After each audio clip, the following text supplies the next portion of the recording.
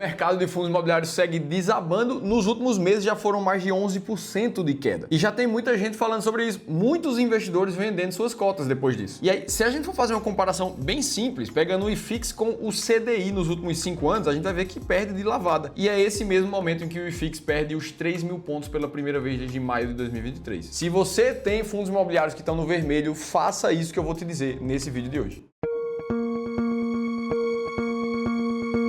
Beleza, vamos lá, e antes de mais nada a gente precisa entender um pouco o que é que está por trás dessa queda, o que é que está acontecendo. Afinal de contas, a gente vê o IFIX ali com uma queda de mais de 10% nesse ano, uma queda que veio se acelerando, né? Se você ver aqui, o IFIX estava meio de lado, daqui para cá ele começou a cair e ele acelerou essa queda ainda mais nos últimos dias. Foram praticamente 7% de queda do final de novembro para cá. Enquanto o IBOV teve um comportamento meio parecido, fez um pico aqui em agosto e de lá para cá cai quase 10% também. Se a gente observa alguns fundos imobiliários específicos, a gente vê quedas ainda mais expressivas, como é o caso do HGRE aqui, quase 25%. Pegando um outro fundo aleatório, um Iridium da vida, que cai praticamente 26% nesse ano. E aí vamos entender o que é que está em foco no mundo todo, porque tudo acaba influenciando um pouco. E dentro disso, os rumos da economia americana, onde muita gente já fala em uma possível recessão nos próximos anos também. Mesmo com alguns sinais de força que a economia apresentou nos últimos meses, o fato é que a inflação ainda incomoda o governo americano. Por esse gráfico aqui a gente vê que teve um pico de mais de 6% de inflação que foi se controlando dentro desse ano 2024, chegando a 2,6% nos últimos 12 meses. Só que controle de verdade de inflação lá para os Estados Unidos é um patamar de 2% para baixo, que é o que eles estão acostumados a verem desde o pós-subprime, de 2010 ali até 2020, antes da pandemia, o que a gente estava acostumado a ver lá era uma inflação mais controlada. Só que mesmo sem uma certeza desse controle da inflação, o Fed, Banco Central Americano, continua cortando os juros de forma mais agressiva. Já quando a gente volta para o Brasil, para quem não lembra, o debate até o final de 2023, até o começo de 2024, era por que o Brasil não cai juros de forma mais acelerada? Por que o Brasil tem o maior juros real do mundo? E aí tava todo mundo esperando essa queda em 2024, quando ela na verdade não veio. A Selic bateu ali 10,5% e ficou por ali. Mesmo com a inflação parecendo um pouco mais controlada em menos de 4% ali em 12 meses, como aconteceu em abril. O fato é que a gente foi na direção contrária do que se esperava e precisou subir os juros, principalmente por causa das grandes dificuldades de controlar o fiscal aqui no Brasil, o que fez com que a percepção de risco do país aumentasse e a gente visse títulos do Tesouro Direto pagando IPCA mais 7,3%, como está agora. Isso foi se acumulando,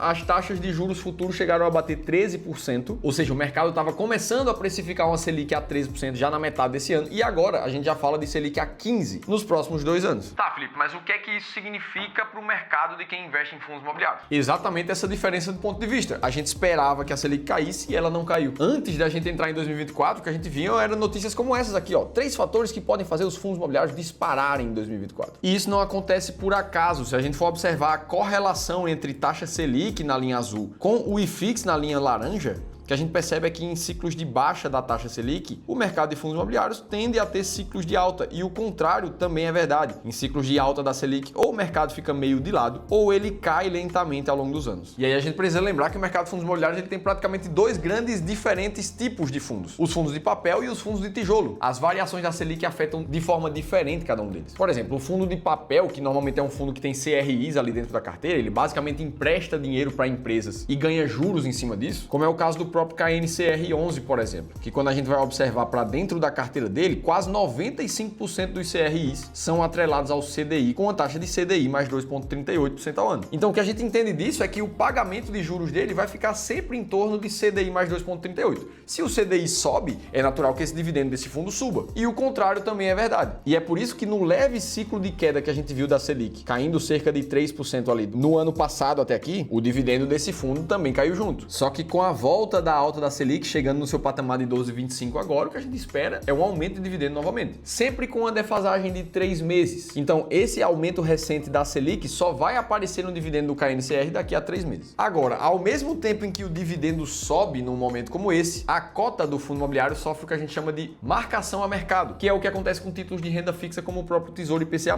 Quem comprou o Tesouro IPCA no final de 2023 e está carregando ele até agora, viu uma desvalorização de mais de 15% no capital investido investido. E é por isso que o valor patrimonial dos fundos imobiliários de papel cai nesse momento, o que acaba se refletindo na cota do fundo. Ou seja, para fundos imobiliários de papel, a Selic subindo é bom para o dividendo e ruim para a cota. O que é que acontece nos casos dos fundos de tijolo, por exemplo? A gente pode olhar ali o caso do HGLG, que está caindo um pouco mais de 6,5% nesse ano. E quando a gente olha para os meses de reajuste desse fundo, ou seja, quando é que os inquilinos de cada um daqueles galpões têm o seu reajuste de aluguel a ser pago cada vez mais alto todos os anos, o que a gente vê é que esses reajustes são feitos majoritariamente pelo índice de inflação IPCA. Ou seja, para esse caso aqui, se o IPCA vier mais alto, ano que vem os inquilinos vão aumentar ainda mais o aluguel, que vai refletir na cota. E o contrário também é verdade. Se a inflação estiver mais controlada, esse aluguel não sobe tanto e o dividendo fica mais estável. E aí a gente olha para todas essas informações, vê que a Selic pode chegar muito mais perto de 15%, como já tem muita gente falando. E que lá nos Estados Unidos a taxa de juros pode voltar a subir para 8%, o que continuaria sendo muito ruim para os mercados financeiros, principalmente de ações e de fundos. E a gente precisa pensar, o que é que quem investe em fundos imobiliários tem que estar fazendo nesse momento? Você tem que ficar de fora, você tem que esperar, você tem que comprar ainda mais, e você que está com as cotas no vermelho pra caramba? O que é que você tem que fazer? É isso que a gente vai te responder. Até porque essa também era a dúvida do Fábio, esse investidor aqui que já carregava mais de 2 milhões de patrimônio e que boa parte disso era investido em fundos imobiliários. Só que o grande ponto é que hoje existem mais de 400 fundos imobiliários diferentes na bolsa. Será que todos eles são oportunidades, já que o mercado está caindo como um todo? Você pode ir lá e comprar qualquer um? Bom, no caso do Fábio, ele acabou pedindo conselhos para o assessor de investimentos que atendia ele naquele momento. Resultado desses conselhos, o Fábio acabou concentrando a carteira de fundos dele em fundos com risco muito mais elevado, chamados fundos C-tipados, que ao invés de ter uma estratégia muito clara por trás, na verdade eles geravam uma comissão muito mais alta para o assessor de investimentos, que deu esse conselho aqui. O resultado foi que a situação do Fábio, que ele não tinha certeza se ele tinha que comprar mais desses fundos, se ele tinha que esperar um pouco, se ele tinha que vender para realocar. E tudo isso vem do fato de não ter certeza absoluta da hora certa de comprar e de vender um ativo. Mas o Fábio passou por uma consultoria gratuita com um dos nossos especialistas aqui do Clube do Valor e a gente mostrou um plano estratégico que ele já está aplicando para conseguir melhorar e muito o risco-retorno dessa carteira de investimento. Se você também é como o Fábio, não tem certeza absoluta de qual fundo tem que comprar ou tem que vender agora, se tá vendo as tuas cotas no vermelho e quer ter um plano estratégico para saber se você tem que comprar fundos imobiliários mesmo ou se você tem que estar dolarizando teu capital, por exemplo, e se ainda você não tem tempo suficiente para fazer isso tudo sozinho, eu te convido a fazer a leitura desse QR Code e se inscrever para uma das nossas vagas da nossa consultoria gratuita. Eu vou te deixar um link na descrição do vídeo para isso também. Beleza, agora se você tá agora com a tua carteira de fundos imobiliários caindo no vermelho, eu vou te mostrar 3 coisas que você precisa estar ciente para você fazer agora. Primeira coisa que você precisa lembrar é que o mercado de fundos imobiliários ele existe para ser um grande gerador de renda para quem investe. Ou seja, para que você continue recebendo aquele dividendo mensal isento de imposto de renda. Para a gente entender o que é que isso significa, vamos olhar o caso do próprio HGLG que a gente estava citando. Nos últimos 12 meses, mesmo com o dividendo, ele ficou meio que no 0 a 0. Agora, o fato é que se a gente olha para o recebimento de proventos mensais, esse fundo segue pagando R$ 1,10 religiosamente por cota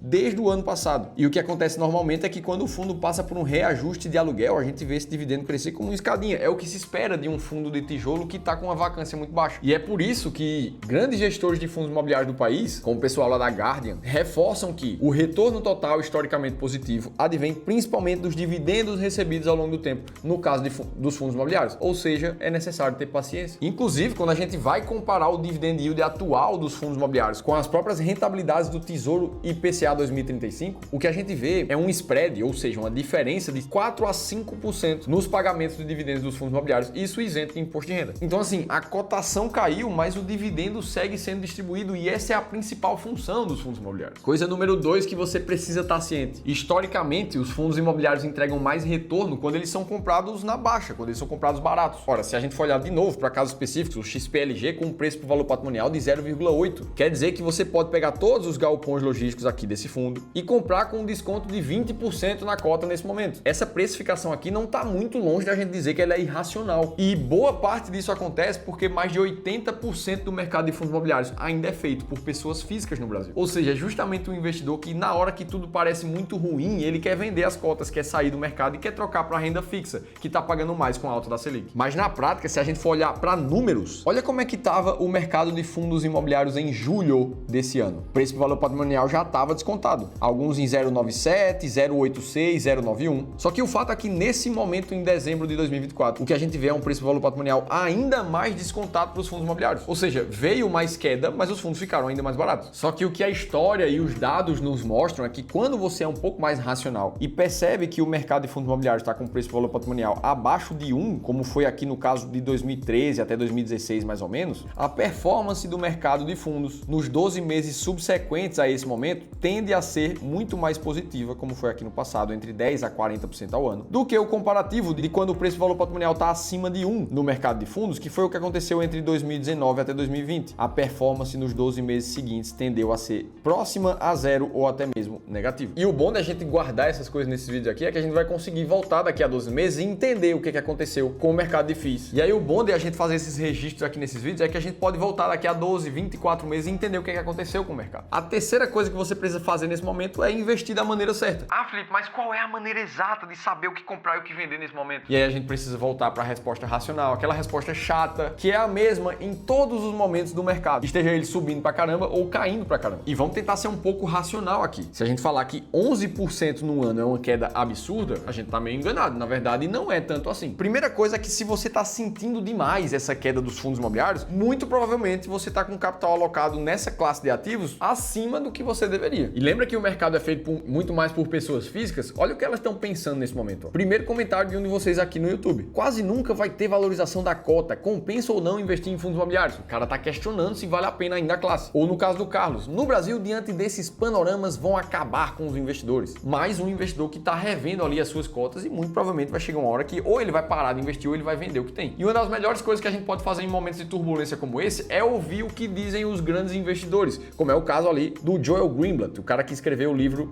A Fórmula Mágica para Investir em Ações. Ele tá aqui no estúdio, ó, esse azulzinho aqui. Segundo o Joel, ter somente uma fórmula mágica, uma estratégia muito boa para investir em fundos imobiliários em ações, não adianta de nada. Afinal de contas, se todo mundo tivesse a mesma estratégia e aplicasse ela da maneira correta, ela, por padrão, iria parar de funcionar. A estratégia funciona justamente porque muita gente, nos momentos de turbulência, começa a abandonar o barco da estratégia. Por isso que a resposta do que é que você tem que fazer vai ser sempre a chata. Vai ser sempre aquela sem emoção. Você precisa encontrar um modelo de carteira de investimentos onde você defina as porcentagens que você quer em cada uma das classes de ativos e você vai estar sempre voltando para a tua alocação-alvo. Ora, se você quer 10% em fundos imobiliários da sua carteira e com essa queda você agora está com 8%, então o seu momento é de comprar mais fundos imobiliários e voltar para os 10%. E mesmo que você seja um investidor mais arrojado com 1/3 da tua carteira em fundos, a tua atitude precisa ser exatamente a mesma. É isso que vai diferenciar os investidores que vão ganhar dinheiro no futuro dos que vão perder nesse momento e vão se arrepender pra caramba quando o mercado voltar. Agora me conta você o que é que você está fazendo no mercado de fundos imobiliários nesse momento, tá comprando, tá vendendo, tá esperando. E se você quiser conhecer as 3 ações de dividendos que são as melhores para virar 2025,